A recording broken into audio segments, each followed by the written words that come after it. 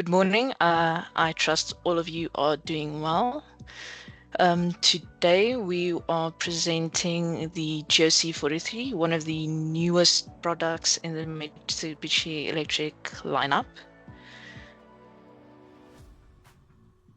The GOC is a graphic operation controller, which is similar to our GOT.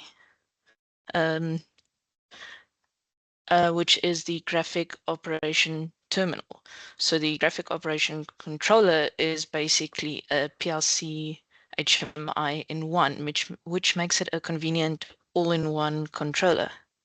Yes, John, do you have a question?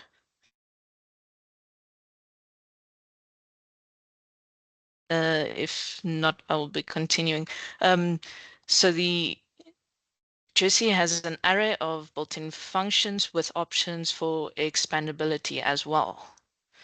As an overview of the features built in on the GOC, we'll start with the back panel, which has your 24-volt DC input, your digital inputs and outputs, your 2 analog input channels, an Ethernet port, 2 extension slots, a serial extension slot, an SD card slot. Now, the backside of the GOC has an IP rating of 20.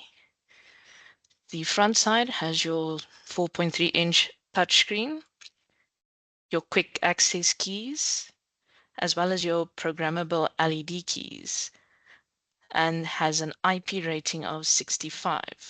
So just to clarify on that, that means that it is dust tight, as well as it's protected against water jets from all angles. So starting with our built-in digital IOs, to expand a bit more on them, you have an option of 8 digital inputs and 8 digital outputs for a total of 16 digital IO, or you have an option of 16 digital inputs and 16 digital outputs with a total of 32 digital IO. For the digital output, you have an option of relay type or transistor type, with the transistor type only being available in source. So this, to summarize this, you have 4 options for your GOC main base, which the first being your 8 in, 8 out of relay type output type. The second 8 in, 8 out with transistor type source. The third being 16 in, 16 out of relay type, and the last 16 in, 16 out of transistor type.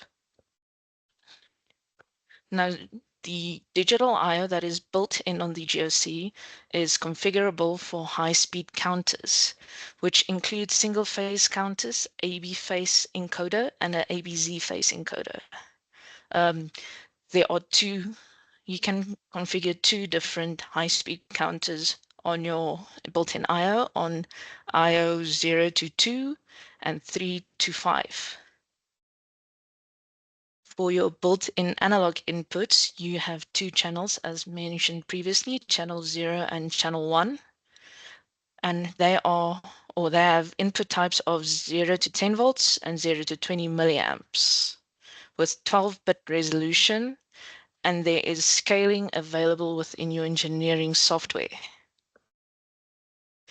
To start off with your extension modules available, we're starting off with the digital IO modules. The first being a digital input module with 8 points.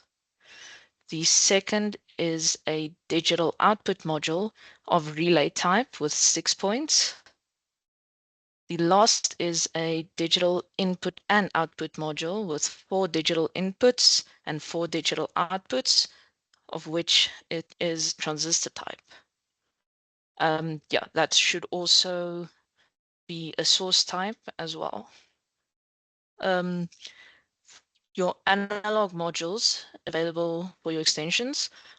The first is a output module, or the first 3, actually, I should say, are output modules. So the output modules all have these same specs, the only difference being one is a 1-channel module, the second being a 2-channel module, and the third being a 4-channel module.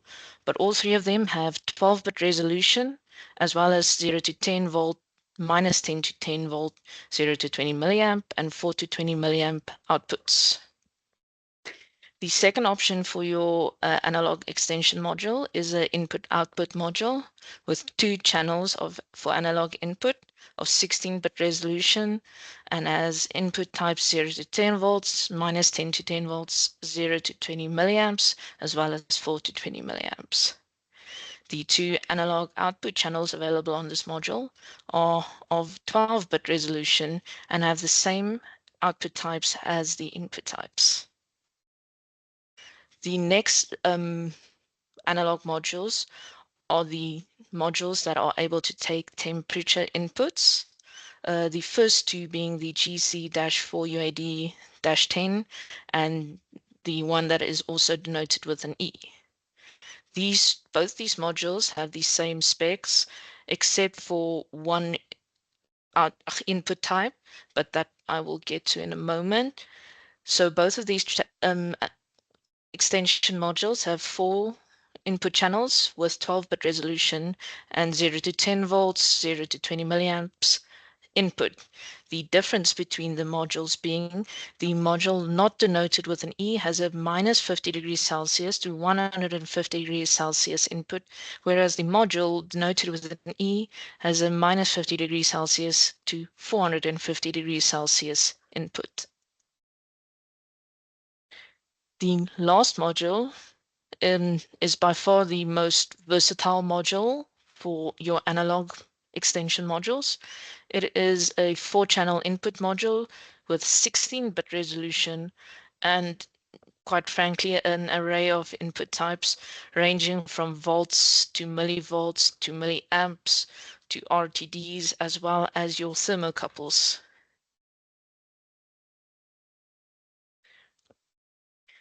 You also have an option for your serial communication module slot. So the serial communication slot, as you can see on the image, is a separate slot to the other 2 extension slots. So it does not take up one of your extension slots. The first option for an extension slot is the RS232 extension unit, which has a 9-pin DB male connector, which is very much industry standard. And has a recommended max cable length of 10 meters. The next being your RS422 or 485 extension unit, which has a 5-pin removable terminal block, and the recommended maximum cable length for this one is 25 meters. So just a few notes on these modules. You only have one serial communication module slot on any of your GOC bases, main bases. So you can only install one of these modules per main base. However, both of these extension modules can be configured for your Modbus serial, master or slave, with the master being limited to 16 slave stations when configured. Your Ethernet port on the GOC 43 facilitates the programming as well as your Ethernet communication. So for Ethernet communication, you can have a maximum of 8 simultaneous connections to the GOC. The Ethernet port can be configured for Modbus TCP for either a master or a slave. It can also be configured for CC-Link iField Basic. However, for this one, you can only configure it as a master. Another limitation on your CC-Link iField Basic is that you have a maximum of 4 simultaneous connections. So this does still mean you have 4 connections left, even though you've used up 4 CC-Link connections. So you can still connect 4 Modbus TCP stations, even though you have connected 4 CC-Link iField Basic stations. So having discussed the communication protocols, your remote I/O possibilities for this unit depends on the communication protocols and is also dependent on the limitations of your protocols. So for the Modbus remote I/O, you are limited to, once again, your 8 slave stations, considering any other Ethernet connections you have, as well as 16 slave stations when you have Modbus serial. And then as well, you'll have your 1008 words that are transferable between the two Modbus TCP and serial communications. You have 1008 words available in your GOC memory, so you can't have a too large remote I/O that exceeds this amount of words. For your limitations for CC-Link iField Basic, it will once again be limited to the 4 remote stations available.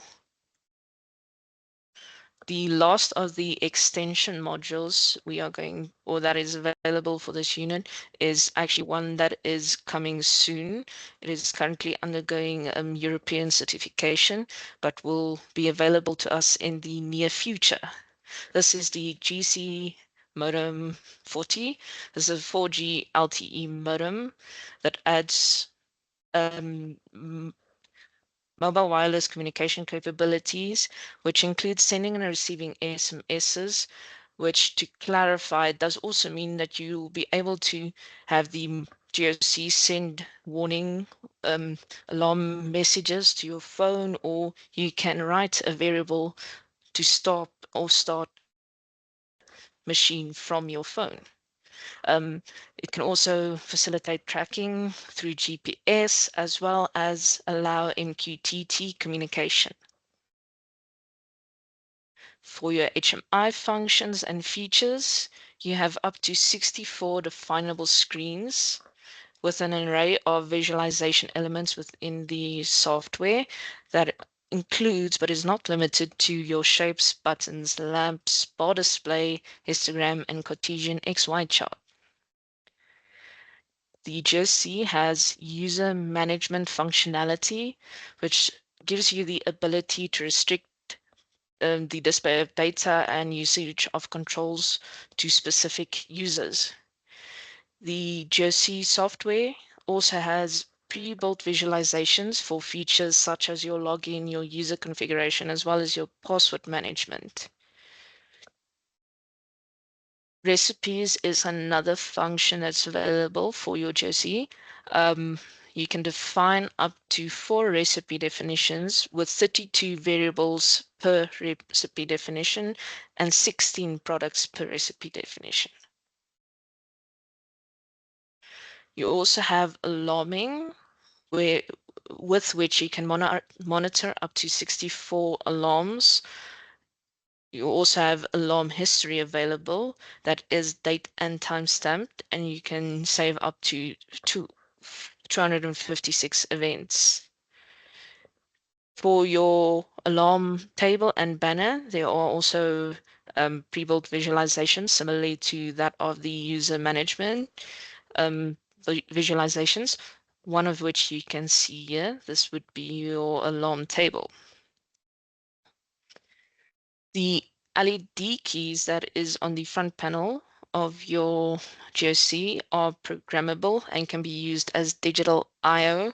So that means you can write a variable or toggle a variable or even switch screens with these buttons. They are also programmable to display either red, yellow, or green.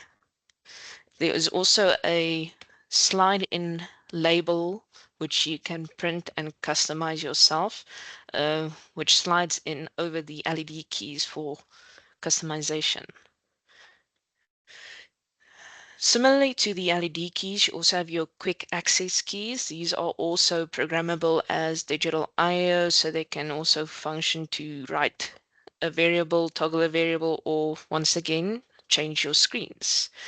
These keys also give you access to an I/O status monitor, as well as a system menu screen, where you can change things such as your IP, you can see your scan time, etc. For your for your SD card, you The slot supports a micro SD card with a memory capacity of 4 to 32 gigabytes. The SD card can facilitate program backup, including your application program and source code, and this action can be password protected. It also allows the GOC to do data logging, which you can log up to 64 variables within 2 groups. So that means 32 variables per group. The log files are saved in a CSV format, and you are able to use user-controlled log trigger and file switching. And lastly, your GOC can be set up as an FTP server in order for you to retrieve these files. Just as a note, setting up your GOC as an FTP server takes up 4 Ethernet slots of your 8. So that takes up 4 Ethernet connections. For programming the GOC 43, the programming software is CodeSys, which is a free software. This means you have one platform for your HMI and your PLC programming. The languages available for the programming are ladder function blocks, structured text, sequential function charts, and instruction lists. There's also a Mitsubishi Electric function block library available within the GOC 43 toolkit for CodeSys. And you are also able to build your own custom function blocks. So to give you some examples for which the GOC 43 is ideal or very good fit are pump stations, packaging machines, conveyor systems, compressors, HVAC systems, boilers. So the GOC 43 would be very good for any standalone machine or system. Yeah. So that is the GOC 43.